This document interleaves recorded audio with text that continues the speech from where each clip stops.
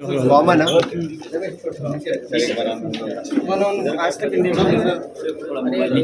मैं बस आप सभी लोगों के इन्फॉर्मेशन के लिए बता देता हूँ।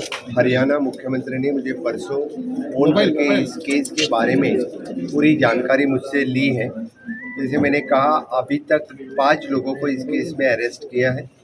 कोई इस केस में नहीं छूटेगा। सोनाली फोगाट के केस में एक भी विक्टिम नहीं छूटेगा।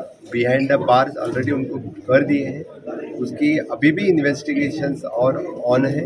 हम पूरी तरह से पूरी इन्वेस्टिगेशन इनकी करेंगे और उन्होंने रिक्वेस्ट की थी कि सीबीआई के लिए देनी चाहिए, लेकिन मुझे तो लगता है कि बहुत अच्छी तरह से इन्वेस्टिगेशन हो रही है। फिर भी उनकी रिक्वेस्ट रही तो केस सीबीआई के लिए देना चाहिए, तो हम ज़रूर इसके ऊपर सोचेंगे। लेकिन उसका पूरा रिपोर्ट जो आज तक इन्वेस्टिगेशन हो गई है, उनका रिपोर्ट आज शाम तक हम डीजीपी हरियाणा और सीएम हरियाणा के लिए भी भेज देंगे, जो अभी तक क्या हुआ है। लेकिन मैं इतना कहता हूँ कि इससे आगे इस तरह के जो ड्रग्स के लिए बिल्कुल गोवा में थारा नहीं दिया जाएगा।